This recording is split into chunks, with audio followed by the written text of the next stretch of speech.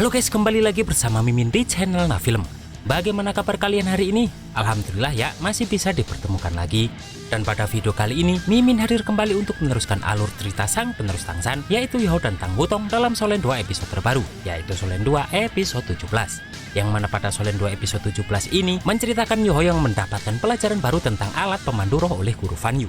Dan seperti apa alur cerita selengkapnya, jangan lupa pencet tombol like pakai kaki kalian dulu, dan kita langsung saja masuk ke alur ceritanya.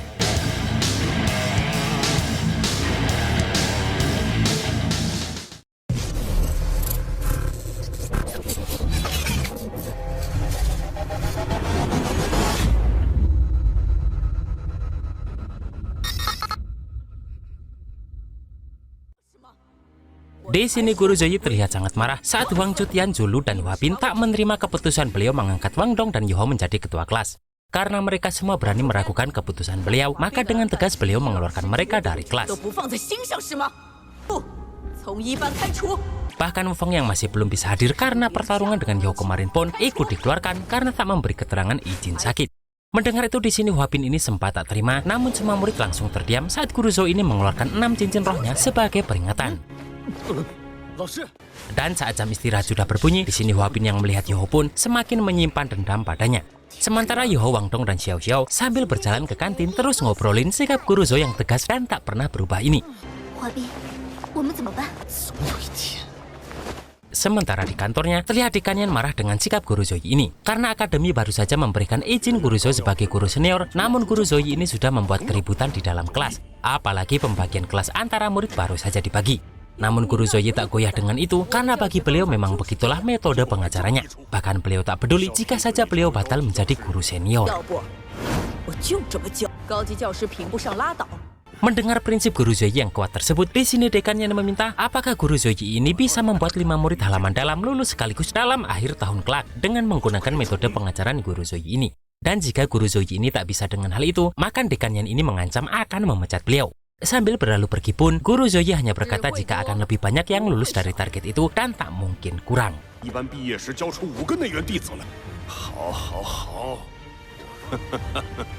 Sementara itu sekarang Yoho sudah bisa masuk sendiri ke dalam departemen alat roh.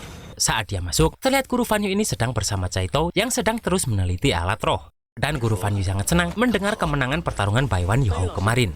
Di sini Guru Fan Yu pun mengajak Yoho ke sebuah tempat, sementara beliau meminta Caito untuk meneruskan latihannya sendiri. Sebelum masuk pelajaran lebih dalam, di sini Guru Fan Yu bertanya apakah Yoho tahu apa itu senjata pemandu roh itu. Dan dengan tegas pun Yoho menjawab jika senjata pemandu roh adalah alat yang diaktifkan oleh kekuatan roh, yang mana itu bisa berupa senjata, juga bisa berupa peralatan lainnya yang bisa membantu hidup manusia. Guru Fan Yu pun sangat senang mendengar itu dan memberitahu jika Departemen Pembimbing Roh fokus mempelajari senjata pemandu roh berjenis senjata, yaitu senjata pemandu roh militer.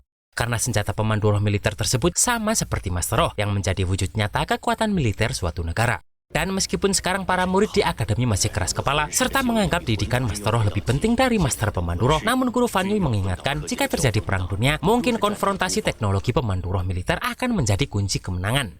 Mendengar itu Yoho berpikir apakah itu seperti perang 4000 tahun lalu di dunia ini.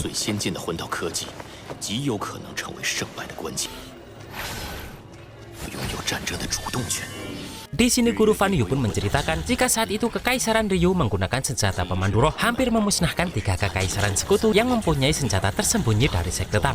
Bahkan sekte Tang yang sangat makmur kala itu menjadi semakin terpuruk. Dan meskipun Kekaisaran Ryu pada akhirnya kalah, namun senjata pemandu roh yang mereka bawa memberikan pukulan yang besar kepada 3 kekaisaran. Kemudian Akademi Shrek berusaha membentuk Departemen Pemandu Roh yang dilakukan dari nol dan melewati perjuangan beberapa generasi, dan barulah tercipta Departemen Pemandu Roh seperti sekarang ini. Namun meskipun begitu, teknologi pemandu roh Akademi Shrek ini masih sangat sulit untuk mengejar Kekaisaran Ryu. Yoho pun bertanya apa alasan dari masalah tersebut, dan Guru Fan Yu memberitahu jika di benua Ryu juga ada banyak logam langka untuk digunakan. Yang mana selain Kekaisaran Ryu mempelajari senjata pemandu roh lebih awal, mereka juga mengandalkan logam langka itu, yang bisa membuat senjata pemandu roh yang bagus, serta mendidik Master Pemandu Roh level tinggi. Yang mana orang yang dijuluki Master Pemandu Roh level tinggi ini adalah Master Roh yang mengutamakan penelitian, pembuatan, dan penggunaan senjata pemandu roh. Dan Master Roh Pemandu Roh ini dibagi berdasarkan tingkat senjata roh pemandunya yang bisa dibuat dan digunakannya. Dan mereka akan diberi lencana, yang mana lencana berwarna emas adalah lencana Master Pemandu Roh tingkat dasar dari tingkat 1 sampai 3. Warna ungu adalah lencana Master Pemandu Roh menengah tingkat 4 sampai 6. Warna merah lencana Master Pemandu Roh tingkat lanjut 7 sampai 9. Dan terakhir adalah lencana tertinggi yaitu tingkat 10. Dan di sini Guru Fan Yu memberitahu jika beliau adalah Master Pemandu Roh tingkat 8. Mendengar itu Yoho sangat tertegun karena gurunya tersebut ternyata sehebat itu.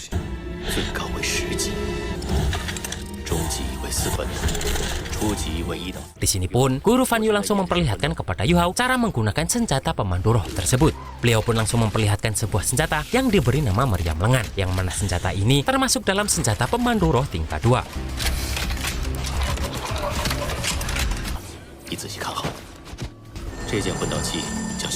Melihat itu pun Yoho sangat tertarik dan bertanya apakah dirinya boleh menggunakan senjata itu. Dan Guru Fan Yu jelas saja memperbolehkannya karena senjata pemandu roh tidak terbatas pada tingkat kekuatan Master Roh. Asalkan Master Roh memiliki kekuatan roh yang cukup saja untuk menggunakan alat tersebut.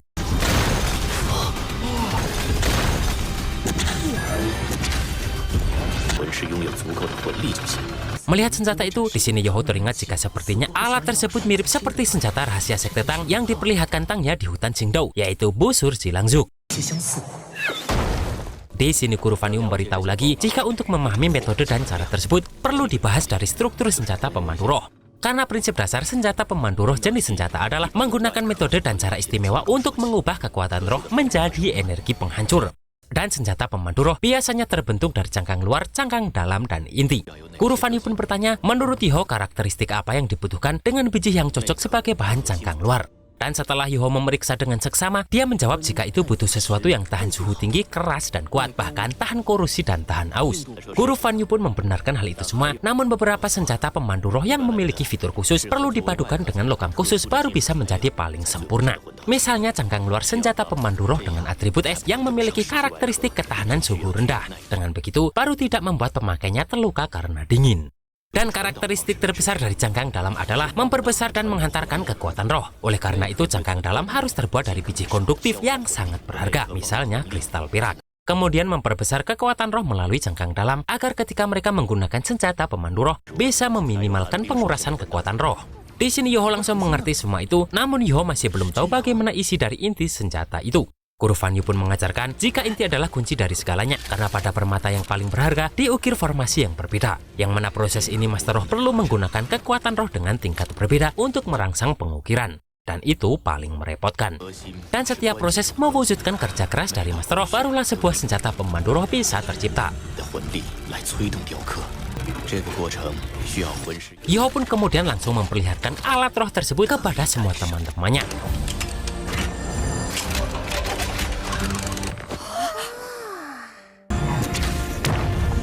Di sini dia memberitahu jika meriam lengan dan busur Zilangzuk agak mirip, meskipun mekanisme pemicunya berbeda, namun Yoho merasa mungkin ini adalah titik terobos gabungan senjata pemandu roh dan senjata rahasia sekte Tang, yang mana itu bisa menjadi kesempatan senjata rahasia sekte Tang untuk menerobos dirinya sendiri dan mendapatkan hidup baru. Mendengar hal itu, di sini Bebe juga mengaku pernah menyadari hal tersebut. Namun selama beberapa tahun ini, mereka tidak bisa menjadi murid dari Guru Fan Yu. Dan untungnya Yoho yang baru saja datang 3 bulan, sudah bisa menjadi muridnya. Apalagi menurut Tangnya, Guru Fan Yu adalah jenius nomor 1 dalam Departemen Pemandu Roh, yang juga merupakan orang pertama dalam sejarah akademi yang paling berpeluang menjadi Master Pemandu Roh tingkat 9. Dan di sini Tangnya sebagai ketua sekte Tang memberikan tugas untuk membangkitkan sekte Tang kepada Yuhao. Namun di sini Yoho sadar jika dia harus berlatih alat pemandu roh dengan giat karena membangkitkan sekte Tang adalah tanggung jawab yang terlalu berat. Di sini Yoho teringat perkataan Guru Fan Yu lagi, jika untuk menjadi master pemandu roh yang unggul, harus menjadi tukang pukul besar yang unggul terlebih dulu. Dan Yoho pun perlahan belajar menimpa besi untuk mulai belajar membuat alat pemandu roh tersebut. Dia pun terus berusaha dengan giat meskipun awalnya mendapatkan kegagalan yang bertubi-tubi. Tak 1 atau 2 kali Yoho mendapatkan kegagalan saat mencoba membuat alat pemandu roh ini.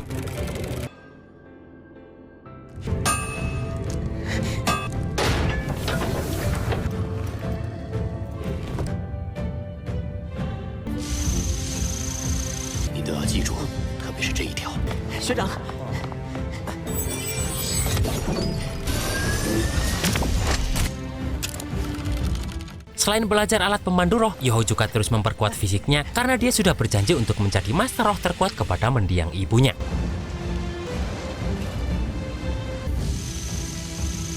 Dan setelah 8 bulan berlalu, guru Fan Yu penasaran apakah Yoho bisa berhasil karena Yoho menantang agar dia mengukir inti pemandu roh tingkat 2. Dengan cermat pun guru Fan Yu dan Caito pun terus memperhatikan Yoho yang sedang mengukir ini. Yoho pun perlahan mengukir inti pemandu roh tersebut dengan tetap menggunakan mata spiritualnya. Dengan sangat hati-hati, ukiran demi ukiran Yoho goreskan ke batu permata inti senjata tersebut.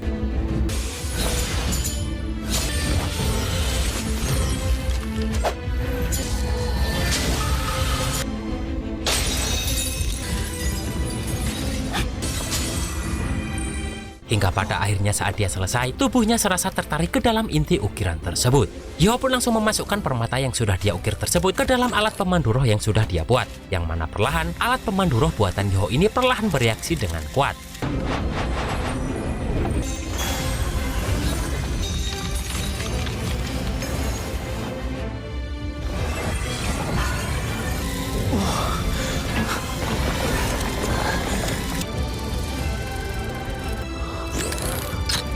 Di sini Yoho masih tak tahu apakah dirinya berhasil atau tidak, dan guru Fan Yu memberitahu jika tinggal satu langkah lagi untuk mengetahuinya.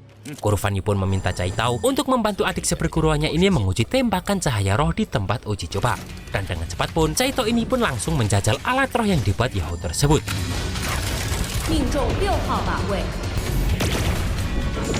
Yang mana hal tersebut membuat mereka bahagia karena Yoho berhasil menjadi master pemandu roh tingkat 2 dalam waktu singkat serta menciptakan sejarah kota Shrek.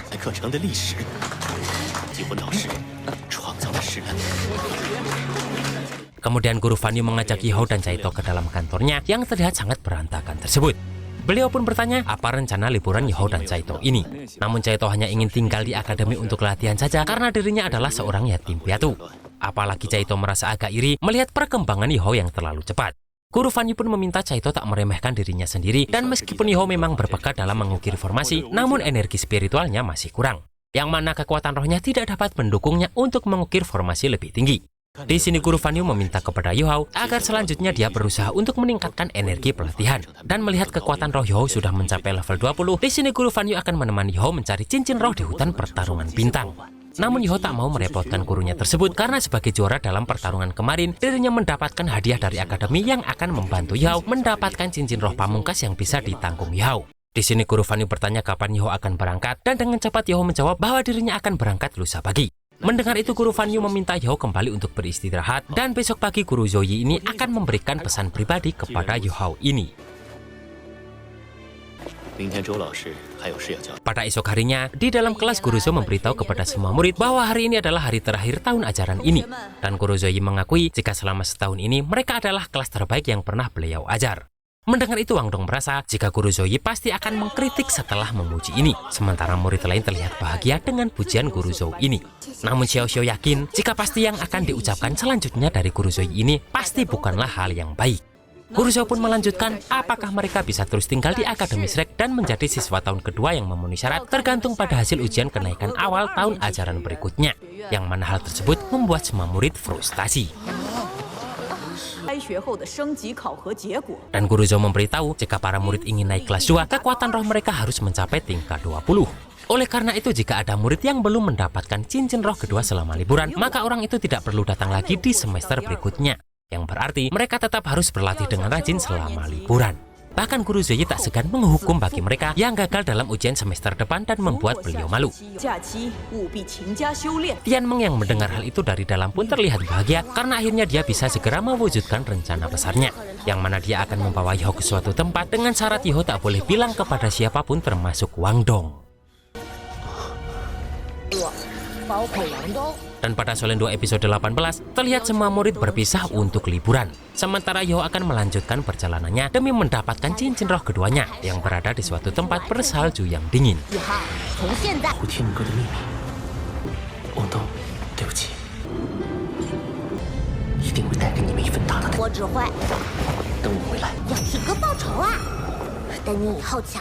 Dan itulah guys alur cerita Solen 2 episode 17 ini. Meskipun gak ada gelut-gelutnya, namun kita baru sadar kan kalau Yoho ini ternyata bakatnya sangat luar biasa. Dan seperti apa monster roh yang akan Yoho hadapi di tempat bersalju tersebut, kita tunggu saja di Solen 2 episode 18 minggu depan. Akhir kata, terima kasih buat kalian yang masih setia support Mimin sampai detik ini. Dan see you next episode. 得以诞生。